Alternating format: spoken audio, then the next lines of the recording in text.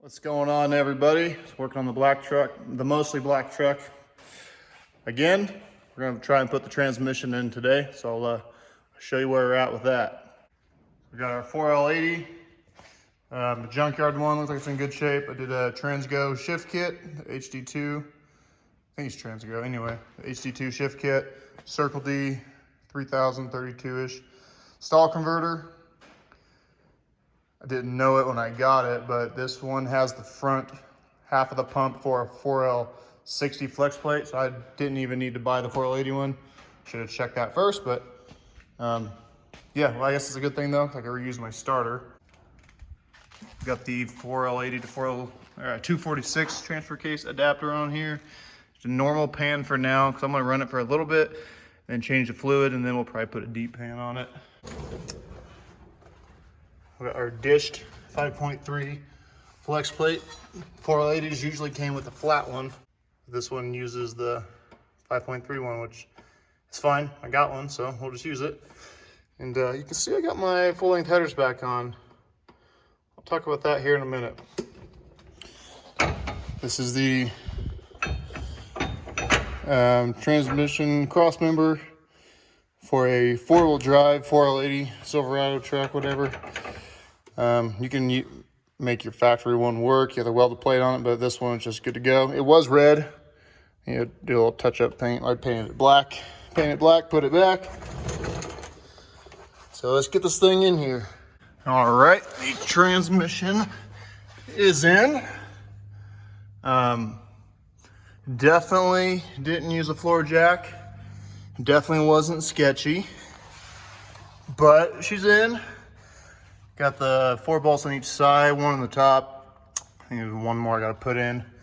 But one thing, these Cook's headers don't clear, out of breath, don't clear that. So that tab is gonna have to go. One less bolt to hold this dust cover on, but I'm over it. I'd rather be missing one bolt and then not run the headers, so.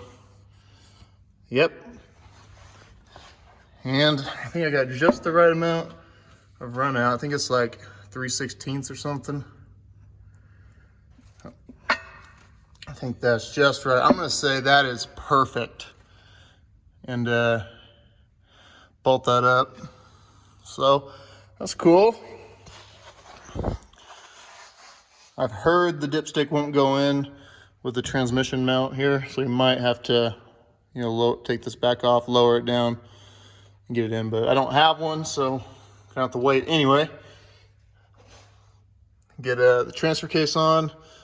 I elected to, in case this is your first video, to put the how many splines this is. It's different than the 4L60.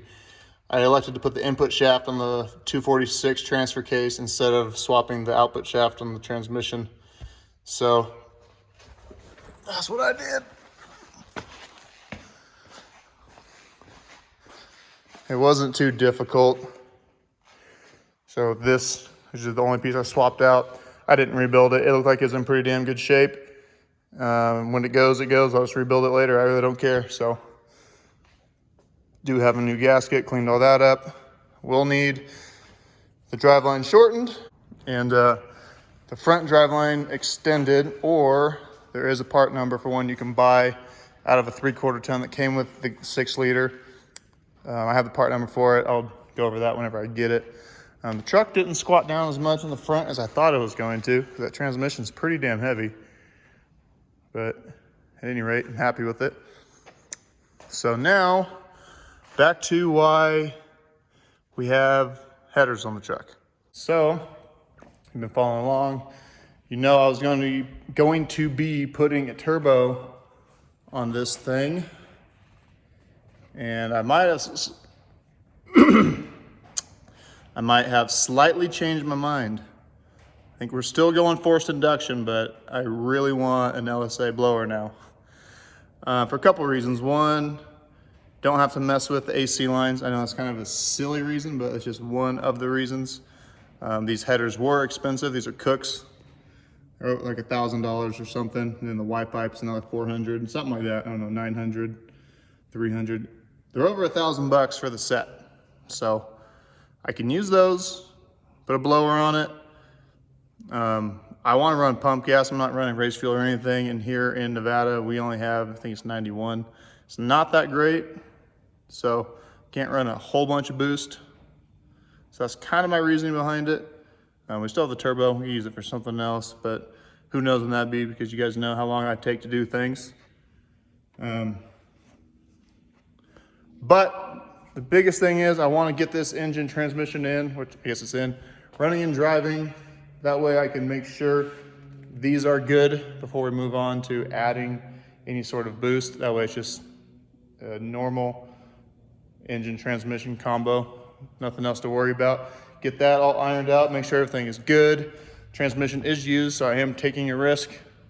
I do not know the history on it. I don't know the history. I kind of know the history on the torque converter. Guy said he put it in a little car. I don't remember, a drag car, whatever it was.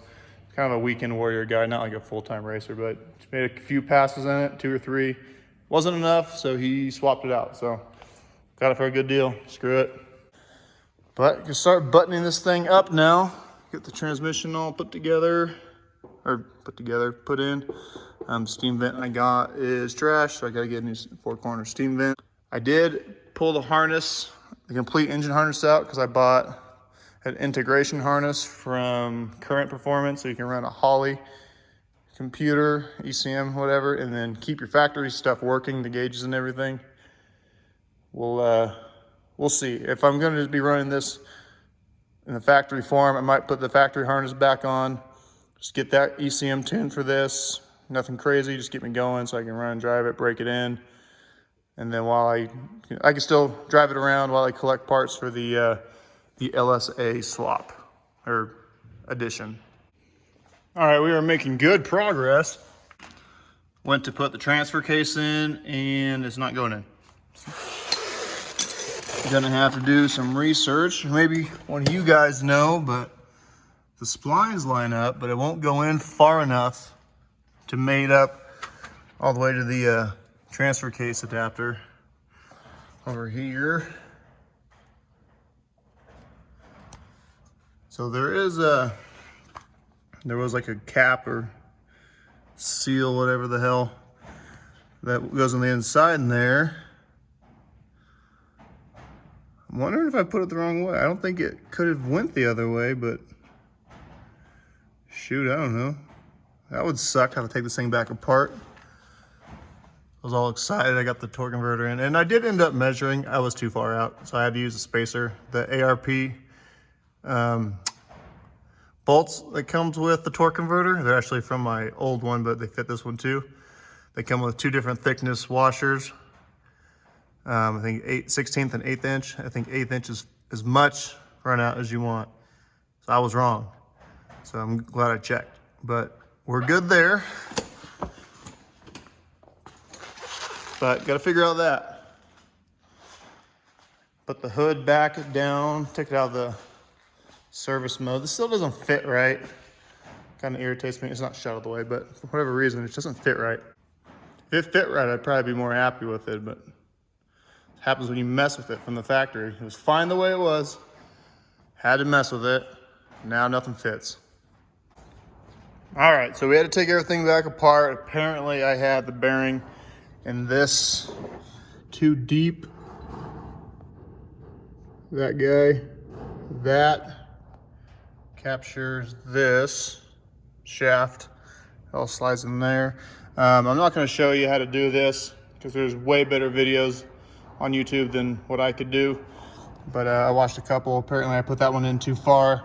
So it was in the shaft because it seals it, I guess, kinda. Anyway, so the output of the transmission was hitting that because I had it all the way in. So actually, a good thing that happened because it wasn't cradling this. So, disaster averted. Let's put it all back together.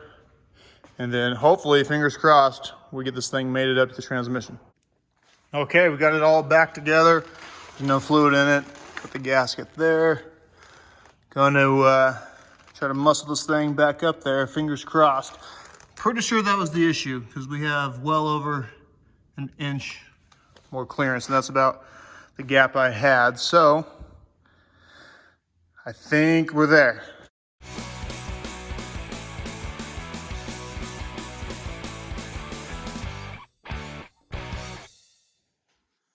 Well, it looks like it worked.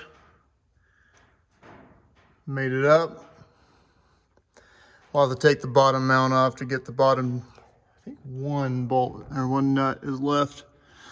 But yeah, I gotta drop it down anyway to get the transmission dipstick. There we go. Get that in there. So the transmission cross member is not completely torqued down, which I want to throw another coat of paint on it anyway. Now that we got that on there, we can put the jack under that, slowly lower it down, get the dipstick in, get that last nut in, call it good.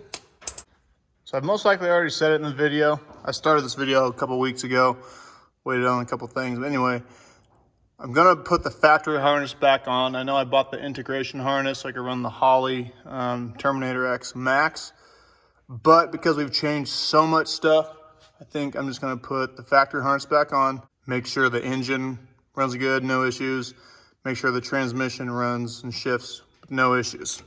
No leaks, no nothing, then we'll worry about adding the supercharger. I'll do my best to give you guys some part numbers, but like I said in all my 4L80 swap videos, Tahoe Steve is who I used. Got all my part numbers from him. He has it all laid out. It's a really long series, I think it's 3 videos, but he does a great job going over all of it. It's kind of a long watch, but it's worth it. If you want to figure out exactly what you need for this truck. Rear driveline needs to be shortened. Front driveline you can get extended, or I think there is a part number for a 3/4 ton gas you can buy. I'll look for that at a junkyard. Maybe I'll get this one extended, or maybe you can't. Maybe there's a reason why. Because I do know that the front drive shaft is skinnier for the part number. The one I have is fat. Maybe it hits the exhaust or something. I don't know. Probably just buy it, be easier, be done with it. Did notice that this will not work because we're using a 4L60 flex plate. This normally goes up between the block and the flywheel because the 4L80 flex plate uses a spacer. So this one won't fit, so I'll have to figure out what one is gonna go there in its place. I'm sure I could just hog all this out, which I might end up doing, but we'll see if there's something else I can buy first. But at any rate, I'm happy. Less and less parts here in the back. We're almost done. Get it fired up, run it for a bit, get this color to match. Black hood might be kind of hard to find, we'll see, but black fender shouldn't be too bad. I know I said I wanted to put the O2 front end back on it. I don't know. I go back and forth on things all the time. I'll probably just be a phase I go through. Maybe it will, maybe I won't, but it's gonna stay like this for now anyway. I wanna get it running and driving so I can put some miles on this damn thing. But anyway, thank you for stopping in. I'll keep you guys updated, and I do have another video coming out. I did part 1 was the lights I got from Oxbeam.